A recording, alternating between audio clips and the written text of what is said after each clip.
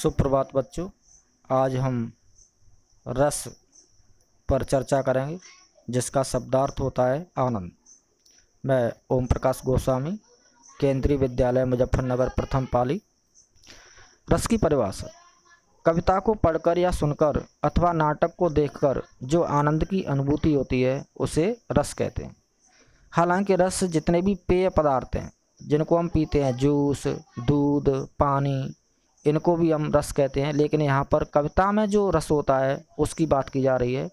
और रस को कविता की आत्मा भी कहा जाता है, यानी बिना रस के कविता सुशोभित नहीं होती है। आचार्य भरतमुनि ने जो रस का सूत्र दिया है वो इस प्रकार है: विभावा अनुभावा व्यभिचारी संयोगात रस निष्पत्ति। अर्थात विभाव, अनुभाव एवं संचारी भाव के संयोग से रस की उत्पत्ति होती है। रस के जो अवयव हैं वो हैं विभाव, अनुभाव एवं संचारी भाव। आश्रय: जिसके मन में कोई भाव, किसी भी तरह का कोई भाव उत्पन्न हुआ है, प्रेम का, करुणा का, भक्ति का, जोश का, हास का, हंसी का, कोई भी भाव उत्पन्न हुआ है उसे हम आश्रय कहते हैं। विभाव: आश्रय के मन में जागृत भाव का कारण। आश्रय के मन में कोई भाव जागा हुआ है तो क्यों जागा, उसका कारण विभाव कहलाता है। ये दो प्रकार का होता है, आलम्बन विभाव और उद्दीपन विभाव। अनुभाव: आश्रय की वे चेष्टाएं जिनसे उसके मन में जागृत भाव का पता चलता है, अनुभाव कहलाता है। ये चार प्रकार के होते हैं: कायिक, वाचिक, आहार्य और सात्विक। कायिक: आश्रय की बॉडी लैंग्वेज, शारीरिक चेष्टाएं, हाथ हिलाना, टाटा करना, इस तरह की।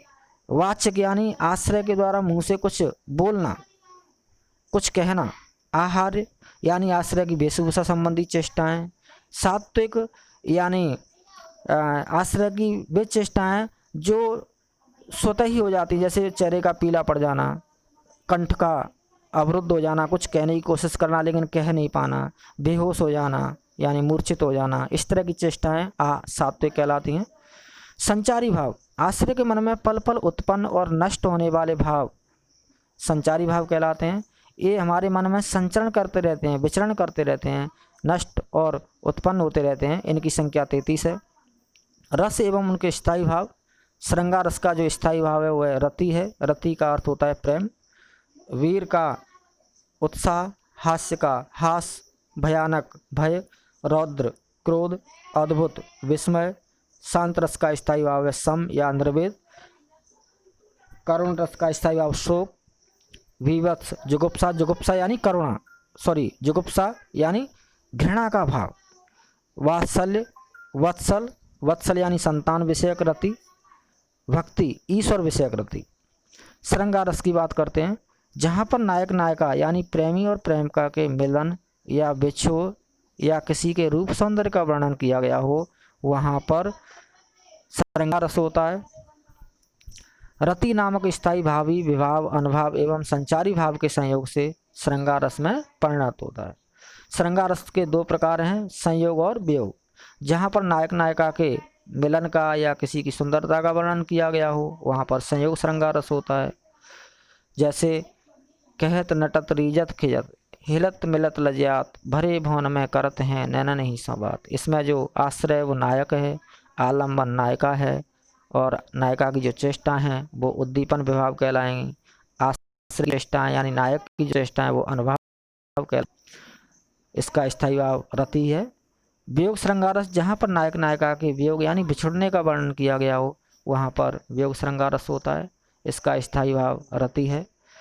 जैसे हे खग हे मृग मधुकर, हे खग हे मृग मधुकर श्रेणी,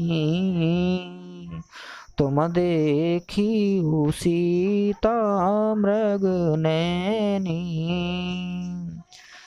रावण के द्वारा सीता जी का हरण करने के बाद जब भगवान राम अपने भ्राता लक्ष्मण के साथ कुटिया पर लौटते हैं तो वहाँ पर सीता को ना पा करके वो व्याकुल हो जाते हैं और पशु पक्षियों से, भौरों से पूछ रहे हैं कि हे पक्षियों, हे पक्षुओं, हे हिरणों, हे भौरों, क्या तुमने हिरणी के समान नैनों वाली सीता जी को कहीं देखा है? तो यहाँ पर वियोग श्रृंगार रस है। अगला रस है वीर रस। इसका स्थायी भाव उत्साह है। उत्साह नामक स्थायी भाव ही विभाव, अनुभव एवं संचारी भाव के संयोग से वीर रस में परिणत होता है। यानी जहाँ पर कुछ कर गुजरने की तमन्ना हो मन में, मुझे ये करके दिखाना है, मुझे इतने प्रतिशत अंक लाने हैं, मुझे यह बनकर दिखाना है, वहाँ पर वीर रस होता है। जैसे जो श्यार को शेर समझ बैठे वो टक्कर को तैयार नहीं, जो श्यार को शेर समझ बैठे वो टक्कर को तैयार नहीं, नहीं हिम्मत क्या रे बादल की सूरज का तेज दबा पाते, नहीं हिम्मत क्या रे बादल की सूरज का तेज दबा पाते। अगला रस है हास्य रस, इसका स्थायी भाव हास है। हास नामक स्थायी भाव ही विभाव, अनुभव एवं संचारी भाव के संयोग से हास्य रस में परिणत होता है। यानी जहाँ पर ऐसी कोई घटना, व्यक्ति, वस्तु को देखकर या उसके बारे में सुनकर या उसके बारे में पढ़कर हंसी का भाव उत्पन्न हो, हंसी आने लगे, तो वहाँ पर हास्य रस होता है। जैसे चूरन खाए एडिटर जात, एडिटर यानी संपादक लोग, पत्रकार लोग, चूरन खाए एडिटर जात, जिनके पेट पचे नहीं बात, चूरन साहिब लोग जो खाता सारा हिंद हजम कर जाता। यहाँ पर पत्रकारों पर और जो अंग्रेज थे उन पर व्यंग किया गया है, हास्य व्यंग की पंक्तियाँ हैं कवि भारतेंदु हरिश्चंद्र की, तो यहाँ पर हास्य रस है। अगला रस है करुण रस, इसका स्थायी भाव शोक है। शोक का अर्थ होता है दुख। शोक नामक स्थायी भाव ही विभाव, अनुभव एवं संचारी भाव के संयोग से करुण रस में परिणत होता है। यानी किसी भी तरह की किसी हानि से या असफलता से जो दुख का भाव होता है वह वहाँ पर करुण रस होता है। जैसे देखे सुदामा की दीन दशा, देखे सुदामा की दीन दशा, करुणा करे कै करुणा ने दे रोए, पानी परात को हाथ छुआ नहीं, नैनन के जल सौ पग धोए। अपने प्रिय मित्र सुदामा को दीनहीन हालत में देखकर भगवान कृष्ण दुखी होने लगे, उनकी आँखों से अश्रुधारा बहने लगी और उन्होंने पानी की जगह पर अपने मित्र सुदामा के पैर अपने नेत्र जल से धो दिए। तो यहाँ पर करुण रस है। अगला जो रस है वह है भयानक रस, जिसका स्थायी भाव भय है।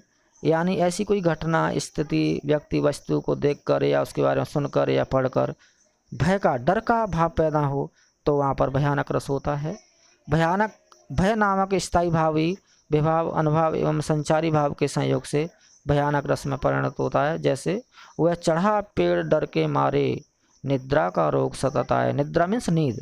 वह चढ़ा पेड़ डर के मारे, निद्रा का रोग सताता है, नीचे भी कैसे उतरेगा जब शेर नज़र वहाँ आता है। यहाँ पर आश्रय डरा हुआ व्यक्ति है, आलम्बन शेर, और जो अनुभव है वो आश्रय की चेष्टाएँ, उसका डरना, नींद आना, और जो उद्दीपन विभाव है वो आलम्बन यानी शेर की चेष्टाएँ उद्दीपन विभाव कहलाएंगी, और बाह्य वातावरण, प्रकृति।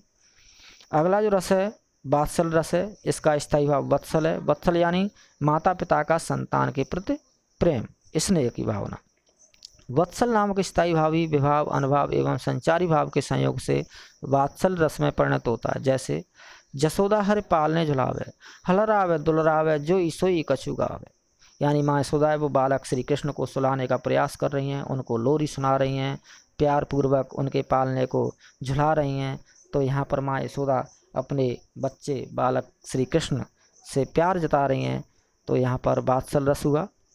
भक्ति रस, ऐसी कोई घटना, कथा, प्रवचन या कहानी, कविता को पढ़कर या सुनकर या देख करके हमारे मन में ईश्वर के प्रति भक्ति का भाव उत्पन्न हो, तो वहाँ पर भक्ति रस होता है। इसकी परिभाषा हम इस प्रकार कर सकते हैं कि ईश्वर विषयक रति नामक स्थायी भाव ही विभाव, अनुभव एवं संचारी भाव के संयोग से भक्ति रस में परिणत होता है। ईश्वर विषयक रति का मतलब है ईश्वर से प्रेम, ईश्वर से भक्ति की भावना।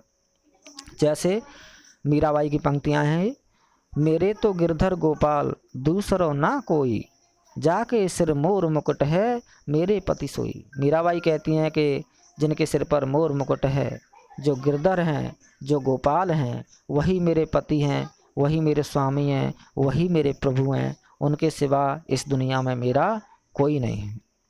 तो इस तरह से ये भक्ति रस हुआ। आज के लिए इतना ही बच्चों, फिर मिलते हैं बाकी बचे हुए रसों के साथ। धन्यवाद।